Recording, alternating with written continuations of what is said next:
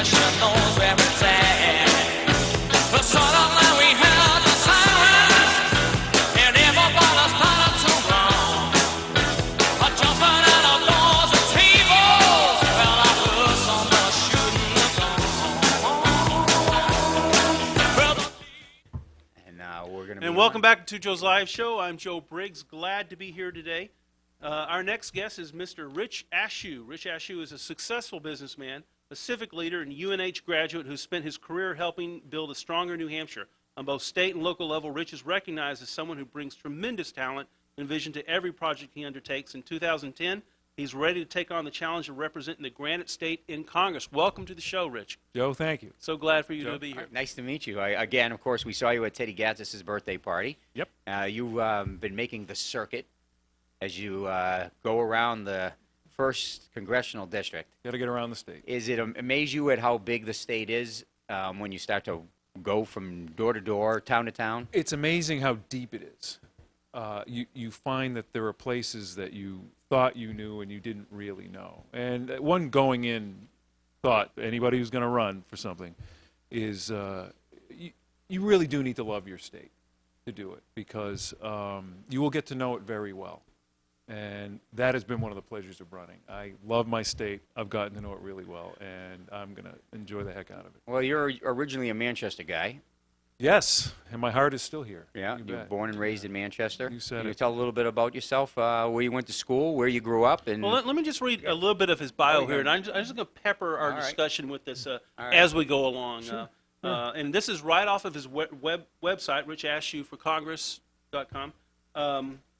Following his graduation from college in 1986, Rich headed to Capitol Hill. His career began in the U.S. Senate, where he worked on Senator Gordon Humphrey's staff, then spent 6 years as senior legislative aide to Senator Warren Rudman, people we all know and have a lot of respect for. Sharing Rudman's passion for fiscal responsibility and debt reduction, Rich became the first state director of the New Hampshire chapter of the Concord Coalition when he returned to the state in the early 1990s. Bringing an end to deficit spending continues to be one of Rich's most important ongoing goals.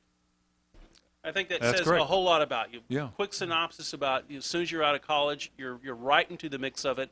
Experience early on, then into business. Now you're ready to serve. That says it all, yeah. Although, I don't know, it's nice that you brought up the deficit part, because that was experience that I actually never thought I'd need again. That was one of those things you do where it's sort of like taking calculus, if you're going to be a liberal arts, will I ever need this? And here we are fighting deficits in the early 90s, and you're thinking, this is a problem we'll solve, and then move on. And we did. We actually had a balanced budget for a time in the early 90s, and now here we are again with chronic deficits, very similar to that situation. Again, I never thought I'd have to pull that out of my resume and say, here we go, let's fight these battles again, but we have to. Well, let me ask you a question. In the 2008 presidential campaign, I know that personally I thought that it would be the single most important presidential election I would ever, anyone of this generation would ever vote for, because in the past, a president really only had to contend with one major issue, a war, a depression, and so forth. But this particular president would have to deal with global warming, would have to deal with Middle East peace, would have to deal with 2 wars, would have to deal with energy independence, would just have a lot to deal with. And instead, that's actually evolved into something else, which is a massive financial situation, a meltdown. And in many ways, his handling of that could have been better. Yeah. What do you feel is the most important issue that faces the nation, and what you want to engage first on if you got elected to Congress? Absolutely, our fiscal crisis. It's great that you brought up 2008, because we saw it coming. In 2008, we had chronic deficits. We had a large debt. It was about $8 trillion. The deficits were somewhere on the order of, right now we're $1.5 trillion. There was about half that. Okay, still a problem. So we had deficits, we had debt, and we had a bad economy. We had those 3 things. We also knew it was a dangerous world. And so when I cast my vote in 2008, I was voting on those issues. I was in the minority. The majority of Americans voted on something else, something that we're kind of calling hope and change. And now, as I'm fond of saying, people are hoping for change, because those things have all gotten worse. Have all gotten worse. The deficit has gotten worse. The debt has doubled since it was then. You just said, Joe, the economy, it was bad then. Mm-hmm. We're a crisis now. So my view is we didn't make decisions in '08 at the ballot box that were based on those issues or electing people who were good at those issues. We can't make that mistake again. And so I've decided to run because I do know something about deficits, do know something about economy, in particular the New Hampshire economy, because I've worked in it the past 2 decades. And I know something about national security, having worked in it the past 2 decades. So let me just ask you real quickly, as a congressman, I mean, there's a lot of congressmen. Yeah. As a congressman, what could you do? What powers do you have? What knobs can you turn that would have made a difference in the handling, in Obama's handling of this crisis? Yeah, I would love to be able to say one person could have made a change in the way the president handled this, and I'm not sure that was possible. I think that we need 2 things in order to be effective in going forward. One is the American people need to speak loudly and clearly that they agree with the priorities that I'm articulating. The number one thing we have to do is balance the budget. It's the number one thing. Everything else we talk about doing in this nation isn't possible as long as we keep spending like a teenager with a credit card. But that's how we're behaving. So that's the number one thing we have to do. Can one member of Congress impact that? Absolutely.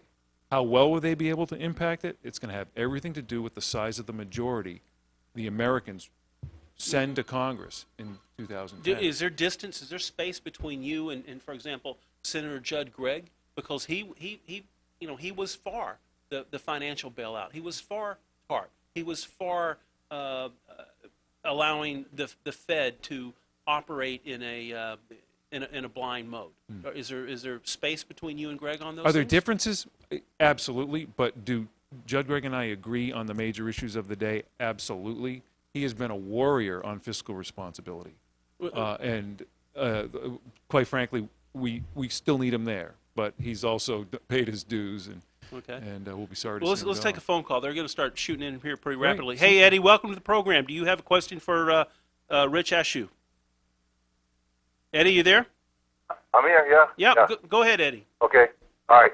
Hey, thanks for taking my call. Hey, listen, I just got a quick question for your guest. I found it interesting that when asked what the most important issue we were facing, he responded with the deficit in the economy when we have young men and women in Iraq and Afghanistan on the front lines giving their lives for the country. But having said that, I want to ask him, what is his plan for dealing with violent Muslim extremists? Or do you have a plan for dealing with violent Muslim extremists? Thanks, Eddie. Yeah, thanks, Eddie. And I appreciate what you said about those who are serving. I spent my career in a business that actually is dedicated to keeping our soldiers and servicemen and women safe. So that's actually been my life for the past 20 years. But I also know that we can't do what we need to do for them if America's economic power is diminished. And right now, carrying $13 trillion of debt, half of it foreign-owned, undermines the very things they're fighting for. So we absolutely need to, we're nothing without our economic might. It's at risk now. We have to fix that. That's why it's my first priority. As far as dealing with extremists, we're right now engaged in a global war on terror. It is unlike anything we've ever done. I have a concern, it's publicly stated, that we have not adapted to the asymmetrical threats that are facing us now. Our intelligence infrastructure is backward-looking. It's a relic of the types of threats that we came through in the Cold War. So, number one, I believe we absolutely need to review our intelligence posture because I don't think it's doing the job. And not only for the global war on terror, but also for Homeland Security purposes. That's another area that they're not unrelated, but it's another area that requires good, solid intelligence, and it's something that we absolutely need to improve. I agree that we need to be aggressive in going to the threats where they are and where they originate. There is some dispute in the world over whether or not the United States should involve itself in foreign conflicts, and my view is we absolutely need to do that because that's where the threats originate. So do you agree with General Petraeus in that a lot of the challenges we're kind of bringing on ourselves by not being harder on Israel and their treatment of the Palestinians. I mean, he said that point blank, that is part of the problem, and that exacerbates the ongoing struggle and the occupation. Yeah, I didn't hear make what it he said. worse? So, but to the point of our involvement in the Middle East, our involvement in the Middle East has been problematic. I believe that too often we fall into the trap of not treating allies like allies, which are countries that sometimes agree with us, but sometimes don't, but at the end of the day do what's in their interest. And I think sometimes we confuse other countries' interests with our own, and we can never, ever do that. We have to keep straight we're the United States. We do have interests there. We can't make peace for Israel and the Palestinians. They're going to need to do that themselves. Let me ask you before you go on. Do you believe that there should be a two-state, and there should be Palestine should have its own state? And I absolutely two-state support solution? the two-state solution. Do you Yeah, I think do. that our government bends over backwards too far for Israel in some of the things that they do, especially this issue with the flotilla? I mean, every other country seemed to have been seriously outraged by it, yet our country, or with Obama in charge, basically gave them a pass. You think that's appropriate? Yeah, I think the flotilla is actually a symptom of the bigger problem, which is we have an ally that's an occupying force and that is starving the people it's occupying. I mean, that's what the flotilla was responding to. I think that's the policy that the U.S. needs to be stronger about opposing, because every day misery is being created. This was a strategy to punish Hamas through the people Hamas is dominating. And to me, that's not a winning strategy, and to the extent the U.S. is associated with it, then yes, the U.S. is hurt. You worked for BAE. A lot of people don't know what BAE that are watching our show. Maybe you should just give a little bit of a description of what you did and what BAE was and is right now, Sure. and then we'll go to our next Let step. me just hit this. I'm going to hit it's on his hit list. Go ahead, you can do it. I'm kind of curious what we wrote. All right. For the past 17 years, Rich worked as a senior executive with BAE Systems of Nashua, a $5 billion global aerospace company that also happens to be one of New Hampshire's largest private employers and its largest manufacturer. Rich worked there, contributed to the dozens of programs that have increased and sustained thousands of New Hampshire jobs and protected and saved the lives of countless U.S. and allied men and women in uniform. He believes strongly that BAE is proof that American business can still manufacture high-quality products and compete in the world market. Rich is also privileged to have led the company's homeland security efforts following the attacks of September 11th. What Some kind of strong products are we statements in there. talking about? Yeah, no, it's great that you asked, because it's not the kind of company that advertises what it does. So it's Which great is that good, you because they shouldn't be spending money advertising anyway. there's no need to. You know, I see these big companies like PS&H advertising. They're the only electric company in the state. I mean, you're wasting money. You could be giving us that money back on our prices. But anyway, go ahead. Yeah, in addition to being a good, solid manufacturer and among the most advanced technology in the world, residing right here in New Hampshire, being done by great New Hampshire people, the things the company does are centered around what we call electronic warfare.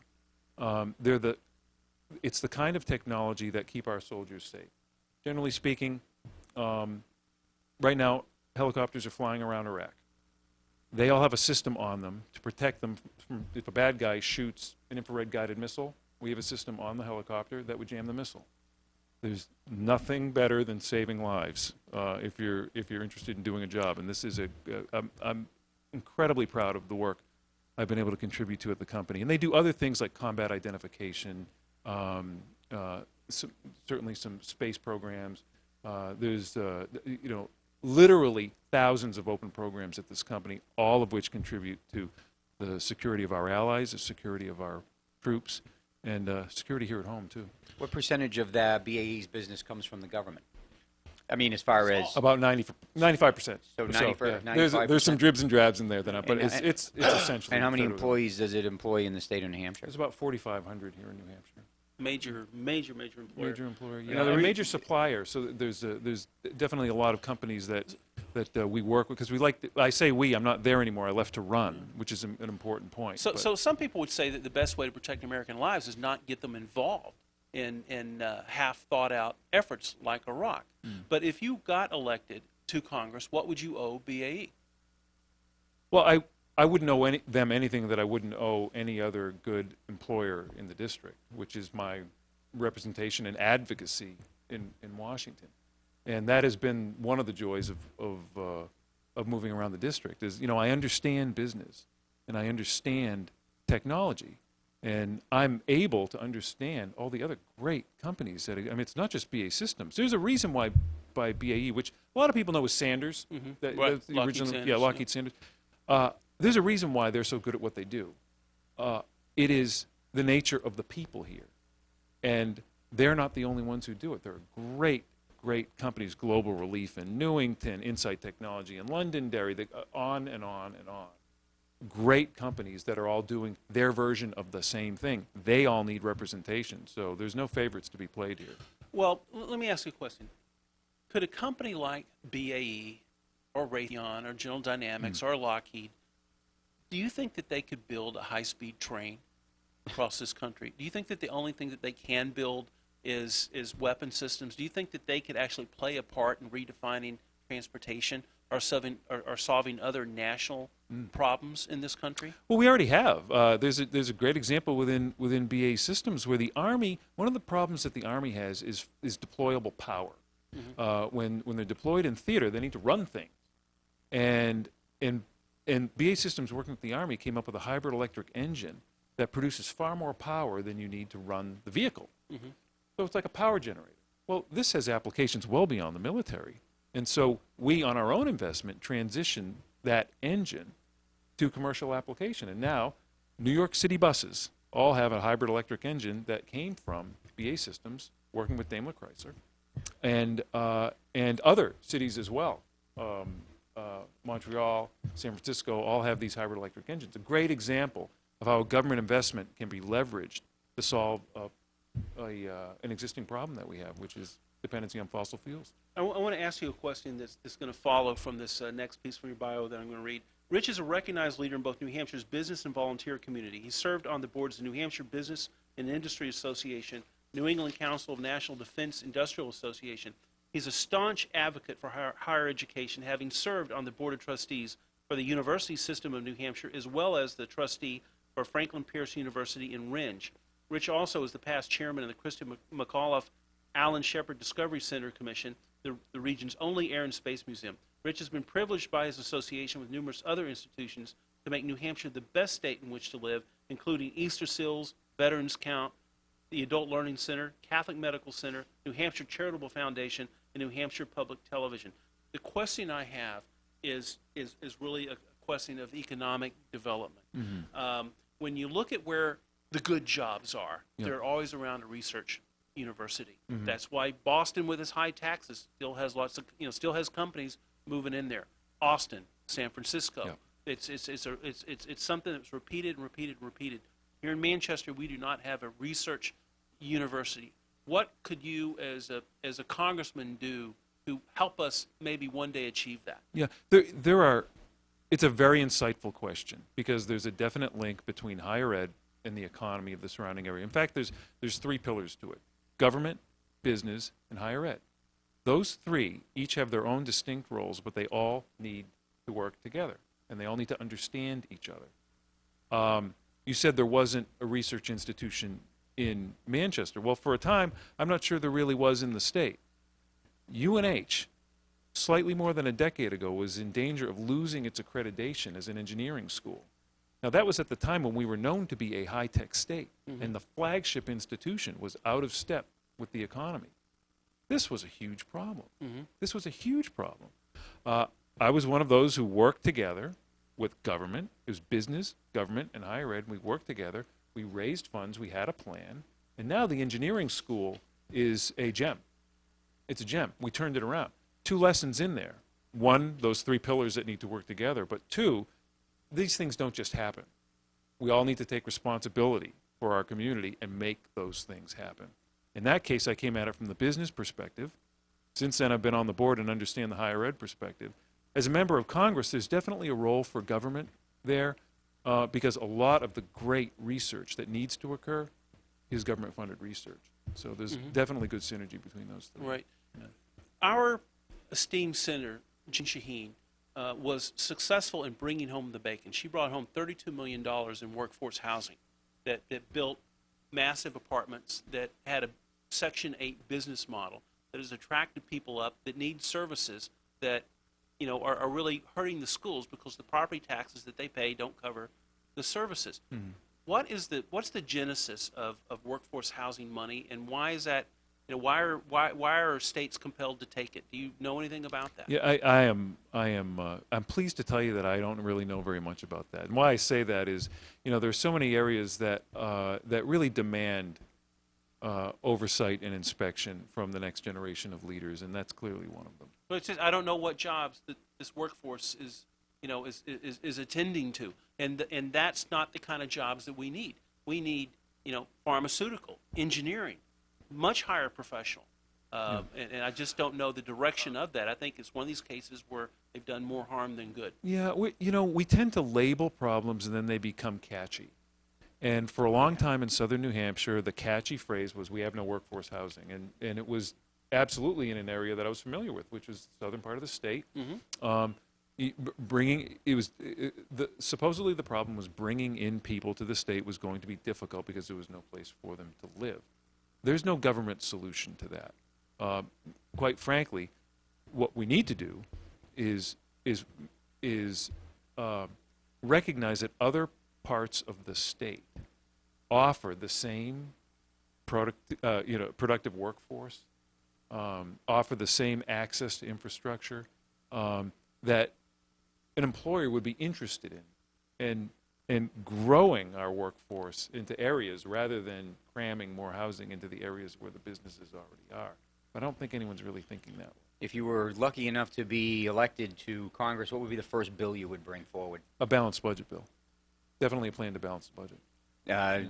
Do you just bring a bill that says we're going to balance the budget and then see if people will vote for it? Is there not anything that's ever been tried before? Oh, no, it's been tried before. I was honored to work for a guy who did bring a bill forward, and it was Warren Rudman.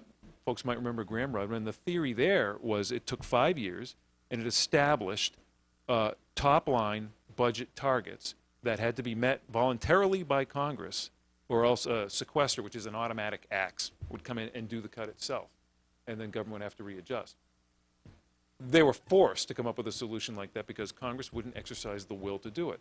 My hope is that we're going to elect similar thinking leaders who all believe that the number one bill we should be introducing is a balanced budget bill, and that we will have the kind of majority that allow us to do this by doing the responsible things. Cutting spending, limiting government, removing the parts of government that make zero sense, and most important, compete with the private sector because it kills innovation and kills the kind of tax revenues that we need to grow out of this deficit situation. How do you interpret this massive oil spill that's happening in the Gulf? Is that a failure of oversight? Is that something that's inevitably associated with continuing with the use of fossil fuels? How do you interpret that? And would you today support drilling offshore in New England? I do. We have no choice but to support drilling. And the answer is it's all of the above. It absolutely is a failure of oversight. Clearly, the contingency plans weren't adequate. This was a risk. It was probably the biggest risk there could ever be. This is the sort of thing that we should have been preparing for, and clearly was inadequate. So it's absolutely a failure of oversight, but it was a solvable problem. Right now, we need to be focused on solving the problem. The administration seems to be more focused on fixing the blame rather than the problem. That is most of what I heard in the president's speech. It's most of what I've seen in his behavior. I don't think that's going to stop 2.5 million gallons of oil from flowing. We need to solve the particular problem. Still haven't seen evidence that the administration is bringing all the brightest minds together on this. Rather, the behavior is about distancing from the problem. Was it appropriate for him the other night in his speech to bring up the fact that we should be looking beyond oil for other sources, or should he have just dealt with this issue first and then look at those options? My feeling is we should be 100% focused on solving this problem. Other sources of energy absolutely need to be pursued. I believe that's a huge part of where our economy can grow, and we should be talking about it. But we're not going to that is not going to solve this problem. That's right. This problem is gushing right now. What are we going to do about it? What would you do about it? What would I have done with it? I would have been Well, there I mean, from if you're in there tomorrow, what would you call? What would you do? How would you, if you're a congressman today, again, what knobs could you turn? How could you exercise your that's right. authority? Let's pick the role. As a member of Congress from the 1st District, let's say I'm on the right committee, an oversight committee. I would absolutely be asking this administration what panel of experts that they've convened beyond BP. Does it amaze you that we do not know that? Does it amaze you that we do not have our own experts saying that we should be doing one of the top 5 things? Or does it amaze you that every day you turn on the news, that thing just keeps pushing more and more oil out, and yet there doesn't seem to be any sort of problem solving? And there's big think tanks out there. You know that there's engineers out there. Even just the general community itself hasn't come out and said, I mean, you got engineers that from BAE.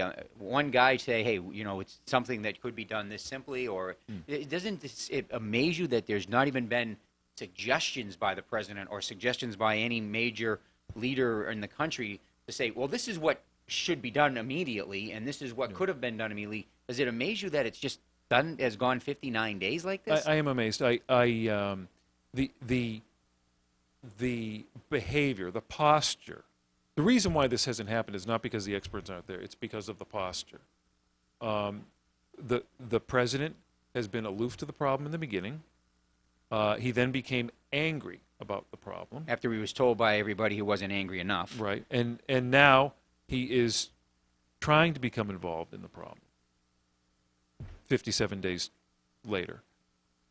So I guess at the end of the day, I'm not that amazed when you understand the culture here. Well, one of the responses I would expect from someone is say, hey, let's take a look at our bizarre laws that prevent the use of foreign technology to begin to solve some of this. I think Canada has some very advanced ships for sucking up this. Norway has some very advanced technology. So does Britain.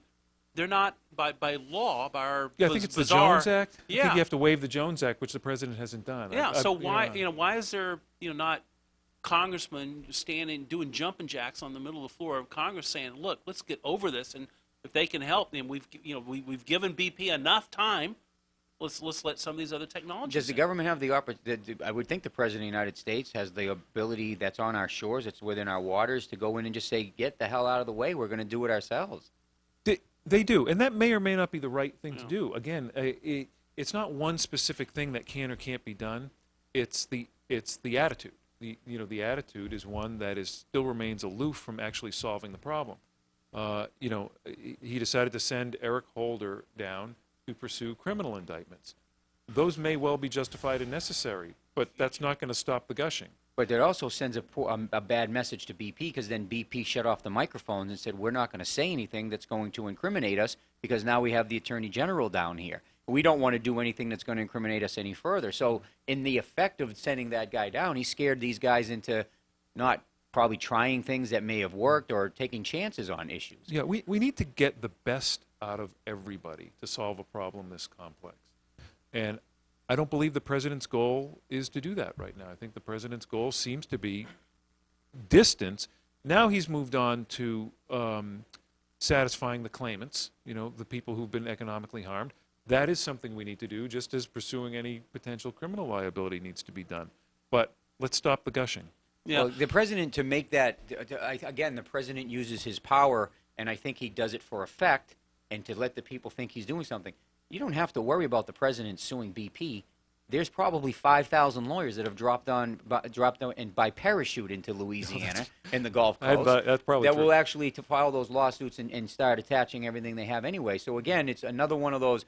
He's trying so hard to be on message because he's listening to his critics so much that doesn't seem like he's taking the reins. When you go around the state, are people just talking about the Gulf and the oil issue with you, or is that not a major topic right now? It's something that people are concerned about, but more major is the economy here. The economy in New Hampshire is still most pressing to people. I think there's certainly a sympathy for the tragedy off the shores of Louisiana, but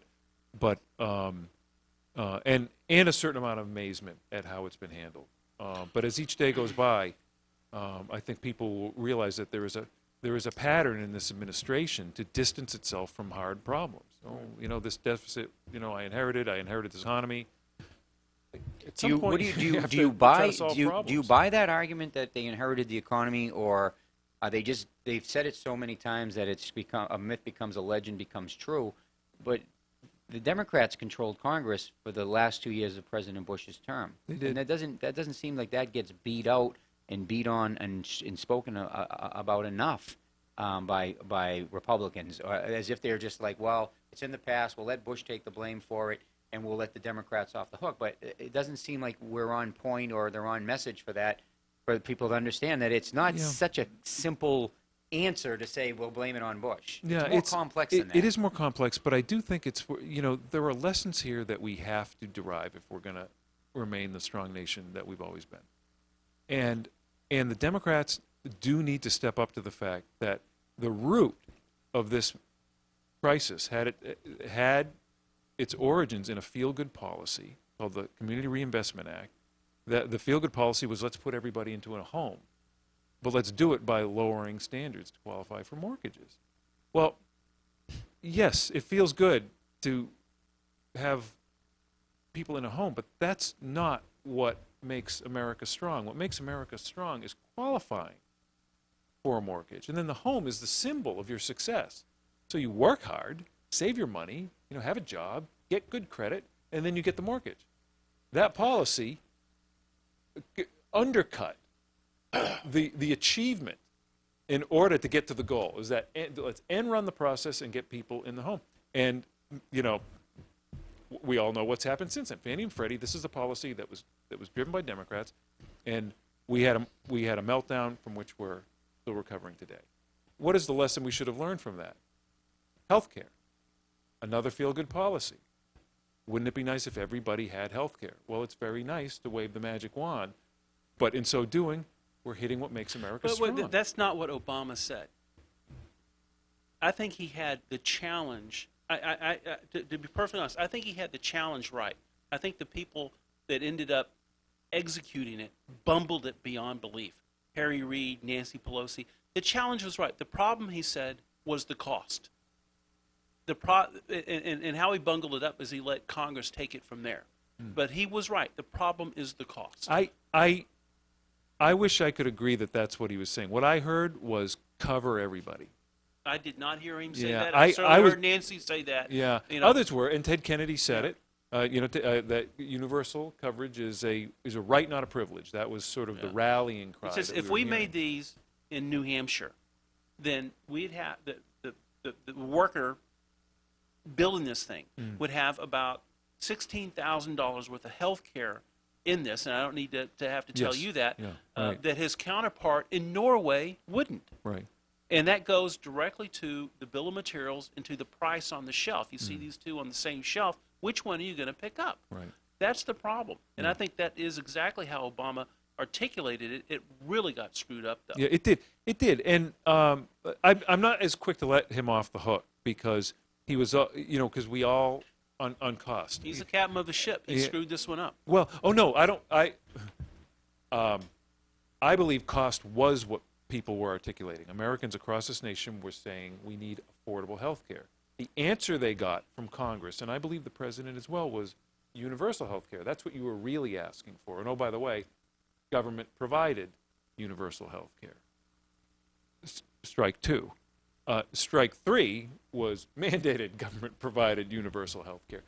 And that is what we have today. And you asked me what my first priority would be, which is balancing the budget. My second, and closely related to balancing the budget, is repealing Obamacare and actually proposing something that would get to the root cause of what people are looking for. That was going to be my next question. But let me ask you if you think, and then there was a big debate today. I think Senator Levin was talking about China. If you don't start changing the way you do business, if you don't start working on monetary policy, we're going to change the way we do business with you. Yeah.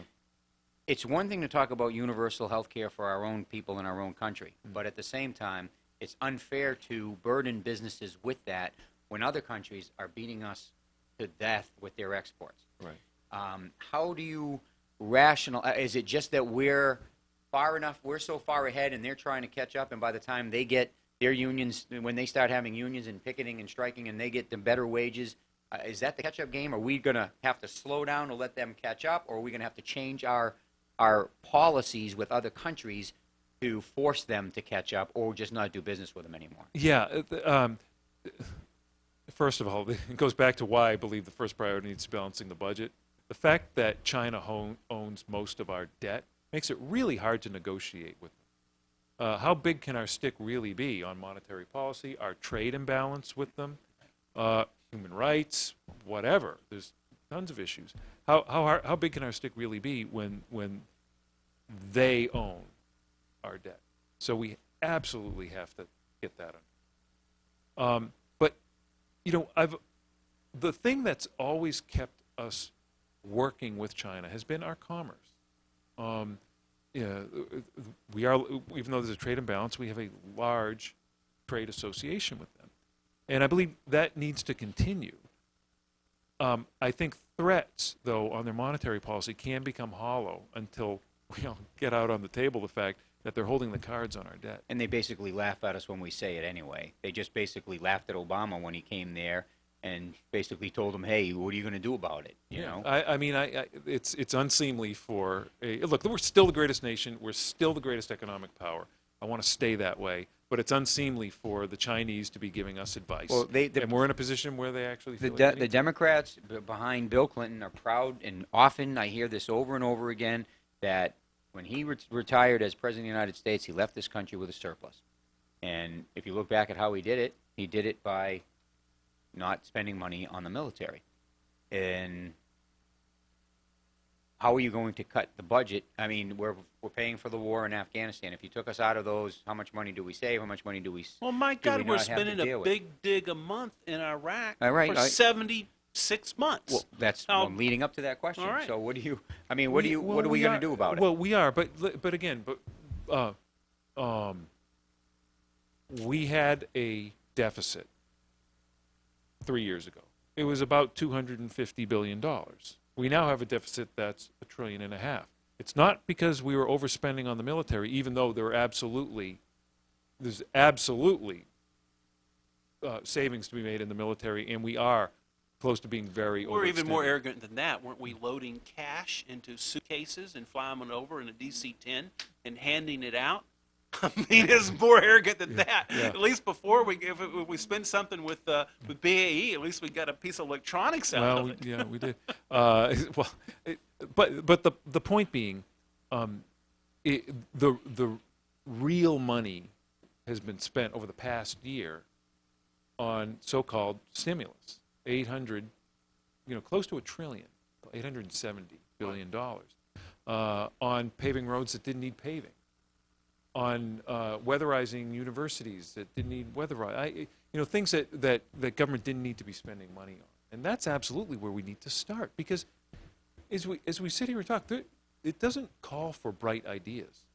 We know what the answers are, but Washington doesn't seem to be getting that message even to this day. They're still spending like crazy and on things that we don't need. No, the issue about windmills and nuclear power plants and clean coal, we've been talking about this for Long the time. last couple of years that Joe and I have been doing this show, and we believed, and I believed, that when when Obama got elected president, that would be his number one goal, because that's the way you stop spending $1 trillion a year out of our own pockets to give money to the Middle East so they can come back and attack us all the time. Yeah. I mean, I thought that would be the number one priority. Yeah. I mean, if you're going to stimulate the economy, why not just take the $1 trillion and stimulate it by just nothing else but putting it into industries where we start to produce our own electricity and our own gas and our own oil? Yeah. What is wrong with these people?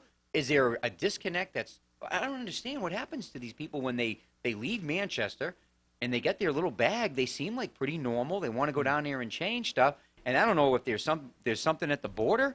I believe it's prawns. I think that when they get down there, they see shrimp so big, they just go, I can't believe how big the shrimp are, and I'll do whatever you say to keep the shrimp. I Well, don't- Joe's right, because it seems It's to crazy. us that if you want to re-stimulate housing, then you should start building commuter lines. Yeah. Because housing follows commuter lines.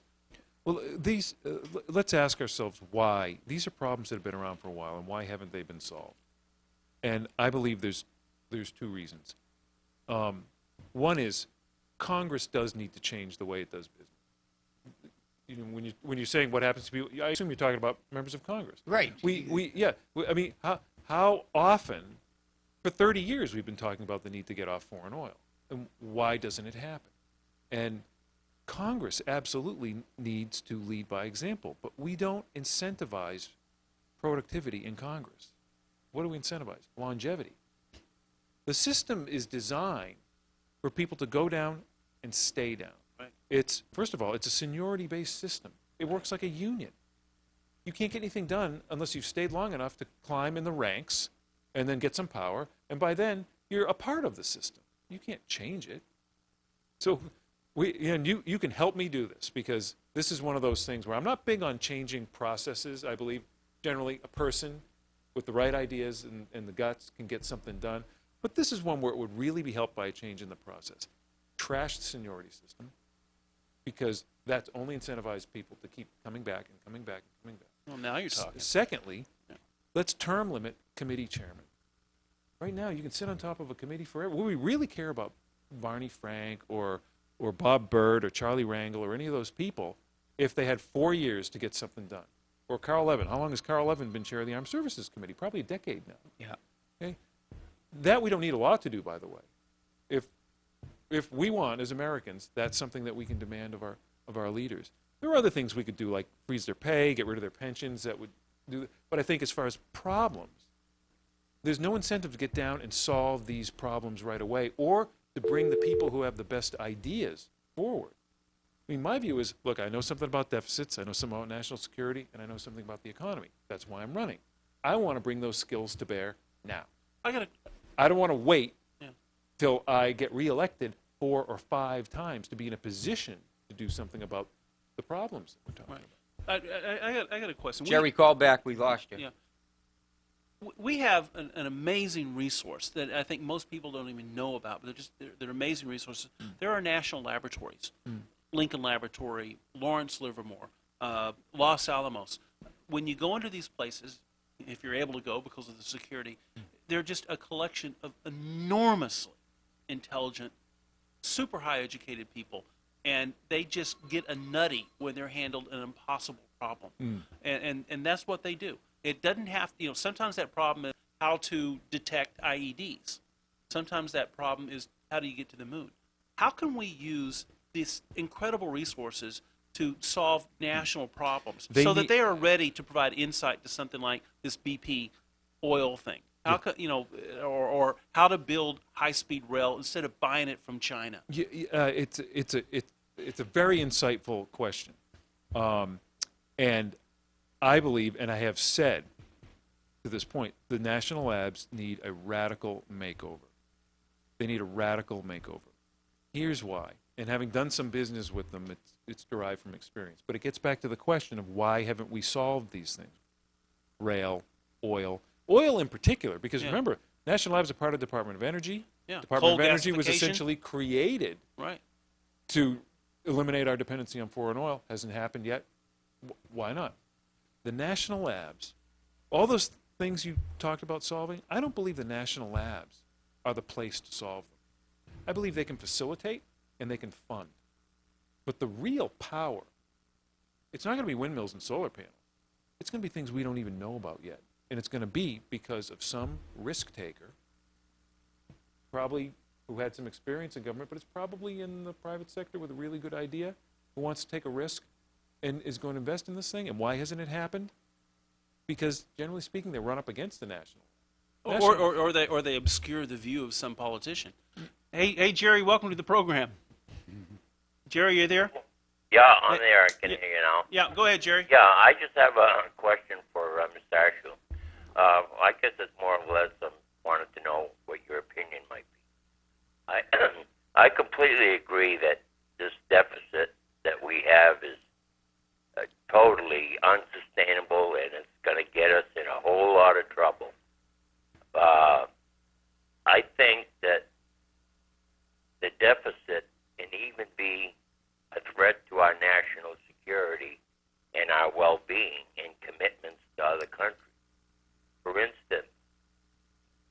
China should finally decide to take Taiwan. We are committed to defending Taiwan. Do we defend Taiwan or let them call in the debt? Good point, Jerry. Thank you. That is an It is a interesting good question. point. No, it is a good point. It gets back to the big stick question. You know, how big can our stick really be with China when they are holding our debt? And you know, it operates very similar to your household credit card. And right now, you know, let's imagine we've run up our credit cards, and you have to pay the monthly bill, right? The interest alone in the United States on our credit card debt is close to $400 billion. Imagine what we could do with $400 billion that right now that's just getting flush. But, you know, do I really think China will call in our debt? No, because we're too intertwined, our two economies are too intertwined. But have countries done self-destructive things before over matters of national security or national pride, like Taiwan? Yeah. Sure. North Korea. Sure. So my goal is, let's get in. We're not going to balance the budget overnight, but let's get the plan in place, show we're serious about it. That will be enough. You know, we don't have to solve it overnight. We just have to show we're serious and we mean it, and that we're going to get there. We have about 4 minutes left No, here. 15. We're going to make it 1 hour exactly. Because you started at 8:15, right? 8:15. a little bit- Do oh. a 1 hour clip. So we'll keep them for 12, 13 more minutes. About 10. We got- 'cause we got- there's bumpers. we do have we Mr. like to keep you for 2 Yeah. hours. Yeah, but we'd we like to wanted keep you for play. hours. You got- I'm all we got yours. Mr. My we- kids are we already in wanted to bed. play. so I I'm wanna good. know- Bert sitting out with a member of the Tea Party from Goffstown. We're definitely going to like Yeah. to talk to him. We'll be right with you, John, so Yeah. stay put. The question I have is were you elected, what committees would you seek? The first thing I would do is try to implement the changes in the process that I told you about, because the seniority process. 'Cause- So you'd be on the Rules Committee. Yeah, well, no, I don't. You know, right now in the system we have, Yeah. I'd want to be either on the Appropriations or the Oversight Committee, because the Appropriations Committee is where, if you really want to balance a budget, save money, cut spending, that's the right place to be. And the Oversight Committee is where you deal with things like what's going on in the Gulf, and deal with our intelligence infrastructure and all the other things that I was talking about. But I don't want to get on those committees and be sitting by the door. I want to change the process so that when I get on those committees, I'll actually be in a leadership role. I want to get there and according to my qualifications and not know how long I've been there. That's a process that we really need to change. Are you friends with Boehner? I- 'Cause he'll be the I met him majority once. speaker, I've right? met- yeah, I've So met him you once, better- but you- I do not know the man. When you were contemplating a run, and I know you really thought about it hard. There was a lot of people who were asking you to run a long time ago. What was the decision that makes you run? I mean, is it something specific to Carol Shea Porter, or is it something just specific to the country and Washington itself? I mean, you are going to have to run against Carol Shea Porter, and you're going to have to differentiate yourself. Is there something that differentiates yourself from her? Except for the fact that she votes with Obama 97 or Pelosi 99% of the time. Yeah, I am truly concerned over the future of the country and the way we're behaving fiscally, in many other ways too. But again, it undercuts everything we do. If our economic might is not there, we can't be the great nation that we've been. Carol Shea Porter and I disagree on what the role, fundamentally, on what the role of government is. She believes government should be involved in our lives. One of her first votes was the union card check bill. That would turn the jobs that exist now, private sector jobs, into union jobs. It would radically change the rules on collective bargaining, and in so doing, remove the secret ballot. Well, my view is that is not what the New Hampshire economy needed. That we disagree. She believes the health care reform legislation, Obamacare, didn't go far enough in that it didn't include a public option. And that is what I heard her say in public. She believes it needed a public option. I believe that the bill as it was passed is a nightmare and needs to be repealed. Going further is hard to imagine. But don't you acknowledge the role that the negative role that Republicans played and how they succumbed to the massive amount of lobbying. Wasn't there like 7 lobbyists for every congressman during that? And most of the money, the overwhelming bulk of the money, went to Republicans. I can't speak for that, but I don't think we can complain about the role of lobbyists. We have to, if you're saying we should hold members of Congress accountable for succumbing to them, absolutely. Because our system was designed to have more inputs, not less. Mm-hmm. The founders said we want special interest, and we're going to unencumber them, and we're going to let them have unfettered access to our government, which is why you need to elect people with the spine to stand up and do what's right. Let's take a phone call here from Sonny. Sonny, welcome to the program. Dustin, I'm sorry. Dustin, go ahead. Hey, how you doing? Yes, Sonny here, Dustin. How are you? Big fan of the show. Big fan. Hey, I got more of a comment than a question. I just, not since John Sununu are we going to have the potential to have a person with a brain representing CD1, and I just hope that Mr. Ashooh wins, and I hope he beats Ginta and Steve O'Malley. I hope he trounces those guys. Thank you very much. Good luck. Yeah. Okay, thanks for the comment. You got a fan out there. You must be related. And they're all turning in at 9 o'clock. Thank you. Thank you for that. Related. When you obviously are you working at this full time? You're taking a leave of absence from the Yeah, I 17. That was the hardest decision to make. There was 2 factors, and you asked about what you thought about. One was my family, but at the end of the day, I have 5 children. I decided it really is for them that we need to do this. They will inherit these problems. Now, the problems are going to be our problems too, but they're the ones that we're handing a country less than what we were given, and that's, to me, unconscionable. But secondly, you heard me talk about my company, and I am incredibly proud of my career. Walking away after 17 years was very, very hard. What helped me get my head around it was I believe we're doing the same thing. I mean, this is a company dedicated to keeping people safe.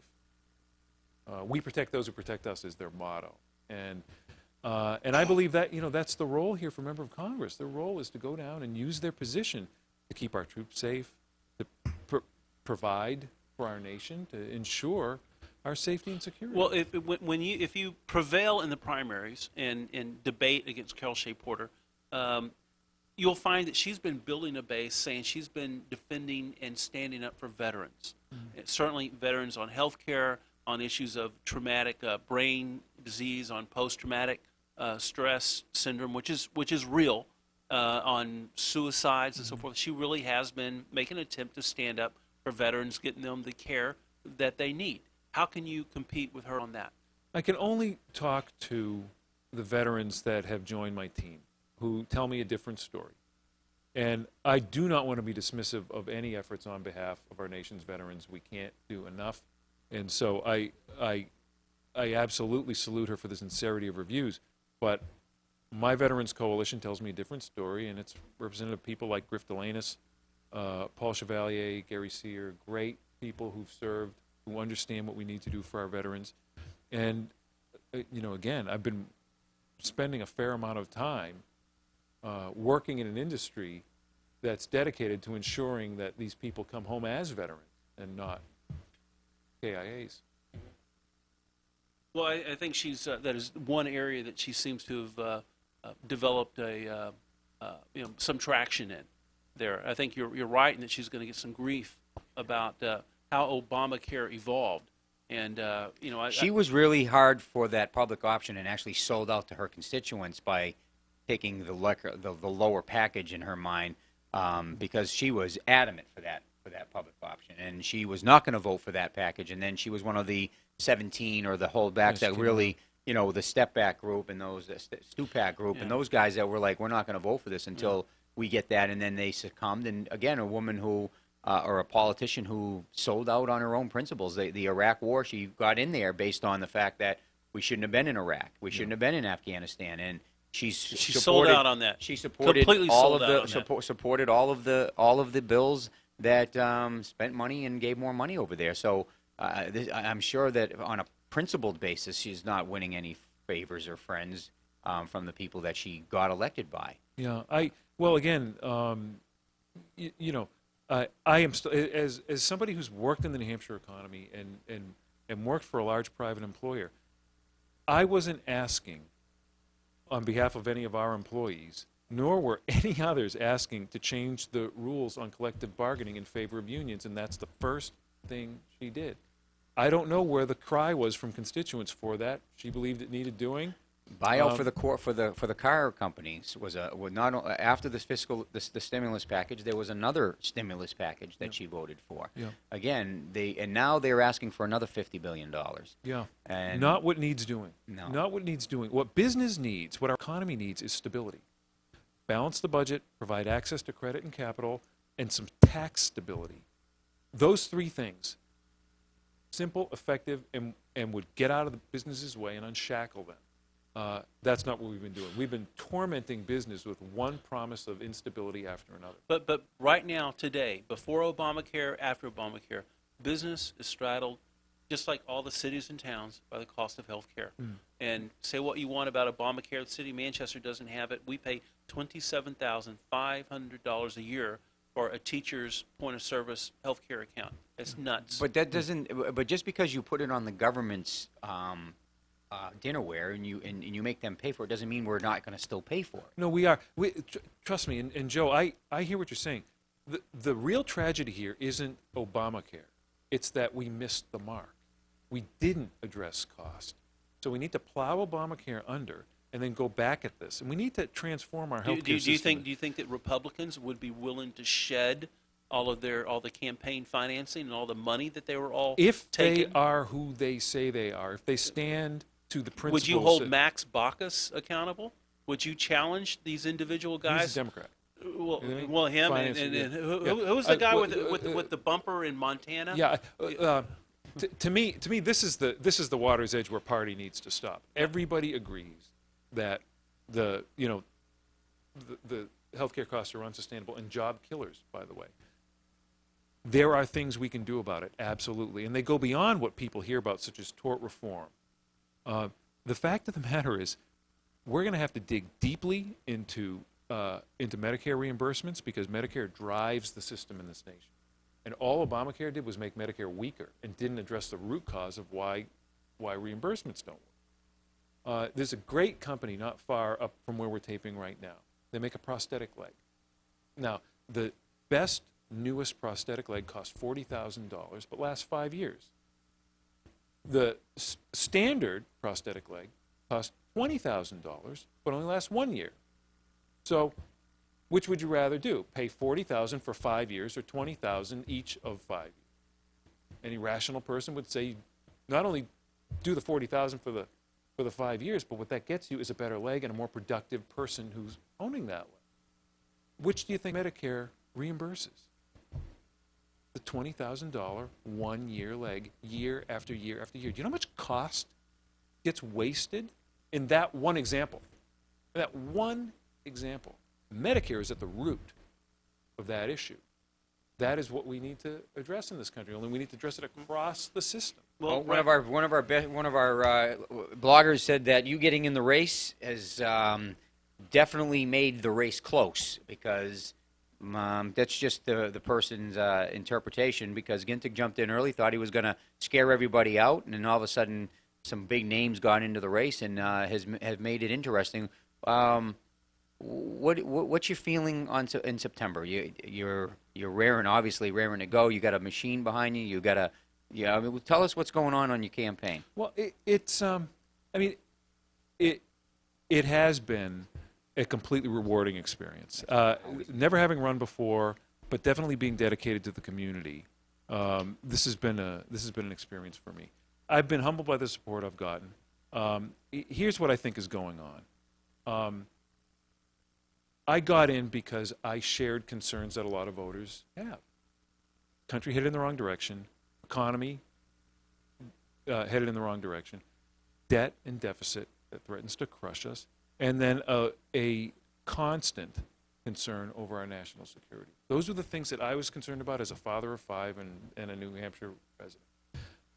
I didn't think I was alone. I think I may have been unique in that I had experience to bring to the table, and I think we have to do what good New Hampshire people do, get involved. I think that's having political benefits to me right now. It's not because I've run before, have high name ID, have money. None of that is true.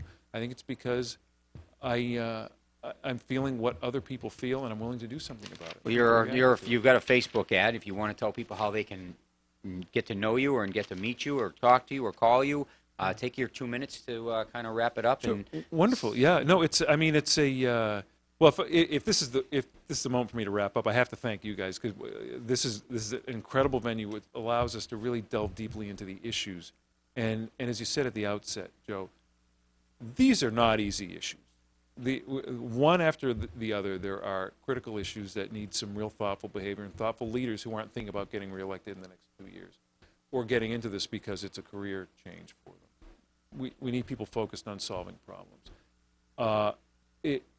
I love talking about these issues with constituents. New Hampshire constituents and voters are still the most sophisticated in the nation. I believe that. I've experienced it, and it's been a pleasure to run. If people want to have those conversations with me, we're running a modern campaign. We have a website, www.ashoohforcongress.com. There's Facebook and Twitter there. You can absolutely get in touch with me through the website. When emails come in, we're responsive, and I'm happy. This is New Hampshire. This is how it's done. We need to hold our candidates accountable, and then hold our leaders accountable when the candidates become leaders. when's your first big debate with the I think the MUR debate is in the first week of September, right before the primary. anything before that? There have been forums along the way. We've had 4 candidate forums, not strictly debates, but they're good side-by-sides. There's one more in August. Don't hold me to the date, but it's on my website in Portsmouth. Yeah. We gotta wrap it up. We really appreciate you coming. We want this to air again. And if we keep it at an hour, it will. So we really appreciate you Well, thank coming. you. We hope Thanks. that you'll come back I several will. times. No, you always have to bring your A game with you, too. Yeah. I know that, and I really Yeah, I know you enjoyed did it. very good. Yeah. We'll definitely have you back, and before the primary actually hits, we didn't even touch on your life in Manchester and your life in the state of New Hampshire. We talked mostly policy, so Favorite subject. we'll Yeah. definitely get involved in that. We'll be Thank right you. back, folks. Thanks for staying with us. We're going to have John Burt from Goffstown Tea Party leader talking about his governor debate, and we'll ask him a few questions about this elusive Tea Party. Yeah. We've been looking for members of them. We finally found one. So we'll be back in 2 minutes. Stay right where you are, and we'll be talking about the big story. Gatsis endorsed Mahoney. What's up with that?